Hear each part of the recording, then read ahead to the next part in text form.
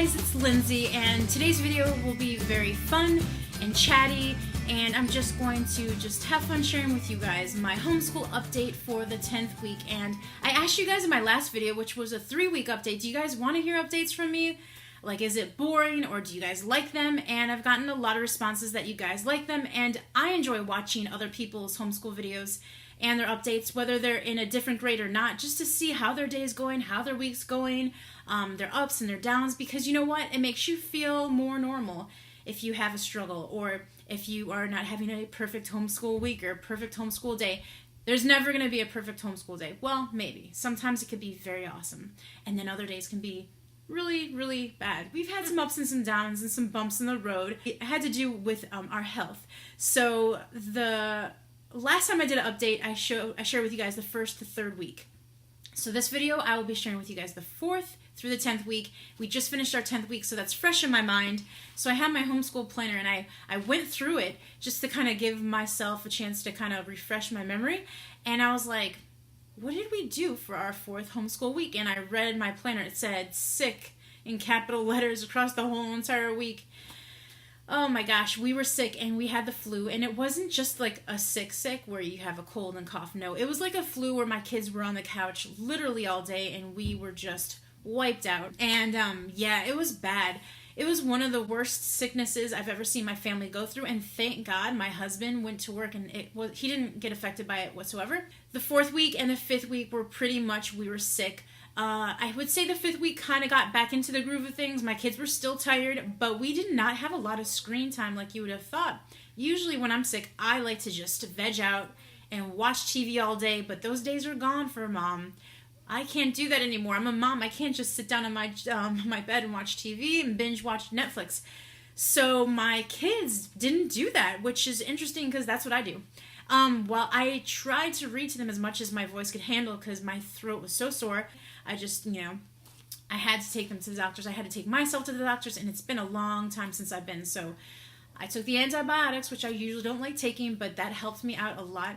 I wanted to focus on the 6th and the 10th week of our homeschool because I thought it would give you guys like a glimpse of what we've been doing and what's been working for us. And as far as my first grader goes, I'm really, really proud of her because what's been working out is a clipboard. And we did this last year, and it worked for a little bit, and now we're back at it again. And I take all the Explode the Code worksheets out of the book, and I just pull them all out, and all of her math, and I just pull them all out. So whatever I want her to work on for that day, I take out the night before, and I put on the clipboard, and it works out great.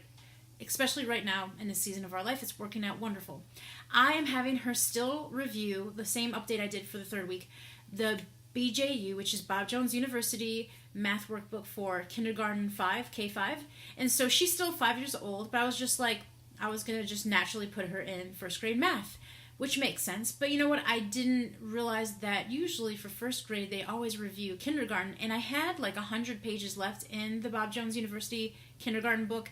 And there was a lot of like concepts like fractions and telling time and just addition and subtraction that I was like, you know what? She could still work on that. That would be perfect. And she would do it probably in a 1st grade level book as well. So it's working out great. We're using all the resources we have, and it's working out wonderfully. I give her like 2 pages of Bob Jones University, and I've been pairing it up with the Kumon Telling Time. And the Kumon Telling Time, when I got it in the mail, I was like, it's not the greatest. But you know what? It is having her practice her time and writing things down. It gives them a clock, and it shows them 1, 2, 3, 4, 5 minutes, and it's very detailed, and she could look at it, and she could tell the time and write it down. And she does this literally over and over again until she masters it. It's been working out for us as far as like telling the time. Like I have her look at our clock at home and my phone, and I have her tell the time that way, and I have her look at an analog clock, and I have her like do it herself so she can show me like what time it is. So we've been doing that. We also have like a clock game that I got at a used curriculum sale that we've used a few times that works out as well to make things more fun. So that's what we've been doing in math. Place values, telling time, fractions, touching on that, and touching on addition and subtraction. Very simple that she could do all on her own. Now when there's like a new concept that I'm going to be teaching her in math, I work with her on that, and then once I feel that she's gotten it down, I'll have her do it. And if I've noticed that she gets a lot wrong, then I will go over it with her. But she's been doing like simple math for quite some time, and a lot last year, so this is just a lot of stuff that she's been reviewing, and I really like the fact that she's doing it independently in the morning because it gives me a chance to start my day, make breakfast, and then my preschooler, he either plays with his cars or his Legos, or he'll do like a worksheet that I'll have for him at the table with his sister. They'll do it together, or maybe most of the time she does it on her own, and he'll probably do like a worksheet or a tracing activity or something like twice out of the week. And usually she'll do her worksheets like every morning. We have been reading a lot of poetry from a New Kid on the Block poetry book.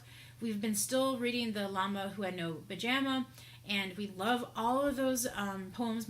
My daughter's reading those right now, and she wants to memorize some of them. So we've been on this like poetry tea time kick where we'll have like a friend over or two, and I'll have them memorize some poetry, and she's been really liking it. And with my son, we incorporate nursery rhymes, and my daughter reads them to him, so it's kind of like she's teaching, he's listening, and now he's trying to memorize the nursery rhymes. So it's really cute because nursery rhymes are super good for your young kids and even for your older kids. So that is what we've been doing in the morning for poetry. We also start off our morning basket with our devotional, which I forgot to say. We've been reading Indescribable 100 Devotions from God, which incorporate a lot of our solar system unit studies because I only read the passages that have to do with the solar system. So that's been really a good like jumping board, I guess if you want to call it, where I will read the devotion the night before or look at what we're talking about, and then I will incorporate a library book that has to do with, for instance, like the moon or constellations. So they'll just piggyback one another. So that's how I do our unit studies. I kind of put things together. I have a list of everything that I want to do, and we'll get to some of them, and some of the things we never get to. Like I wanted to do the paper mache moon. I haven't done that. I wanted to do the solar system mobile, which we haven't done, but I found it at the Dollar Tree from Crayola Crayons, and they have a little mobile that you can color, and it has it all labeled for you. And then we have one subject that we rotate throughout the week. It's not like a looping schedule. I kind of do it like a rotation schedule. I've always done this with my kids' subjects, so we'll do history once out of the week or twice. And a lot of our history, like I said in my previous update, we listen to it on the road when we're going to co-op, when we're going to the library, when we're going on an errand. We'll listen to the story of the world, and that is really working out for us great. We don't do any activities, but we discuss it in the car, and we talk about it. And my kids like to listen to some of the stories over and over again, so that's really good for them to really understand history. And so they've been liking it so far, and it's nice to listen to it along with them and learn along the way. So that's our history, and our other rotation thing that we do in our morning basket is our geography book, and we've been doing that once a week, and I kind of realized that they enjoy it so much, so I'll keep it for Friday on our fun day, and I make copies of it, and we'll do whatever project or art thing that they want us to color in, or they'll do a little questionnaire thing. We're doing maps right now, so they have really been enjoying it. So we do that once a week. Also do world culture, where we talk about kids from all different parts of the world, and I really love that book. We try to do that once a week. And then the other subject we do on a rotation basis is Spanish. I always at least try to do once a week. I try to do two. And they've been enjoying Spanish so far. We've been just working on all of the basic like greetings and calendar dates and numbers. And we're going to get into the alphabet and the pronunciation pretty soon and kind of just touch on that. And that has been working really well. I did a review on that book. So if you want to see more in depth into that book, it's a very simple, basic book, which is super inexpensive, and it gets the job done for an introduction to Spanish. So we've been doing that, how it's been going for us so far.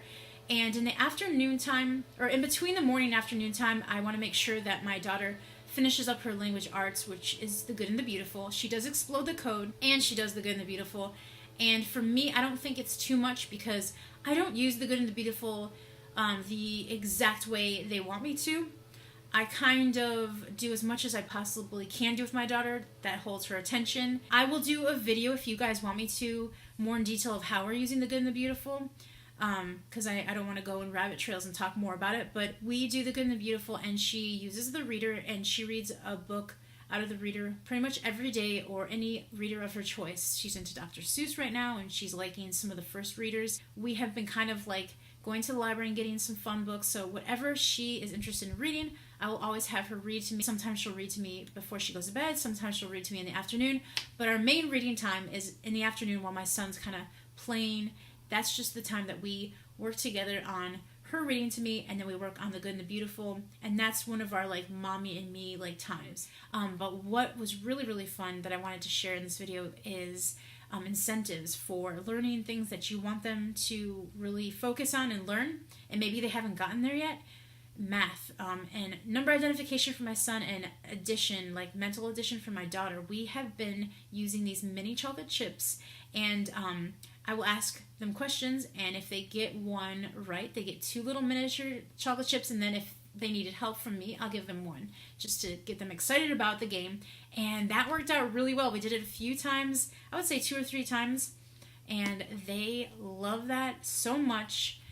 They want to do it again and again and again, and they want to eat the whole bag of chocolate chips. So if you guys are having any struggle in your math with your kiddos and you want to practice on some skills for them that they have not grasped as of yet, chocolate chips. And then the miniature chocolate chips are perfect because they're not too big, and it is wonderful. They had such a blast doing that. So for our lunch, we usually do our read out louds, and I've been reading No Children, No Pets, and that book is really, really good.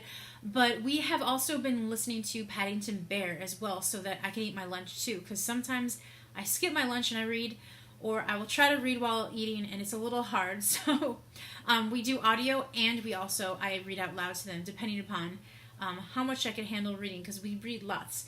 And so we do No Children, No Pets, and I figured I would take a break from it because I wasn't so excited about it. It is such a good book, and I'm going to pick it back up again. But I asked my kids, I'm like, what do you guys want to read? I feel like No Children, No Pets hasn't been super exciting for all of us. And they chose Farmer Boy. So we are reading Farmer Boy now, and we are, quarter way through it, and we're enjoying it a lot. That's one of my kids' favorite series is the Little House on the Prairie series, and here are the lawnmowers again. My son has this new little preschool class that he went to this week that we like so far, and I think we'll be doing it every week. And it's like an hour and a half almost, and listen and follow the directions and listen to someone else other than me, and it's fun. And then they do STEM activities at the end, so it's really, really cool. They do a lot of songs, a lot of cheesy things. He liked it so far, and I think we'll try to stick with it because my friend goes there as well, so her daughter's in that, and so I thought that'd be something fun to do that is really more, for him than it is for my daughter, and it's really cool to just kind of have like a fun thing for him to do since he is at that younger age.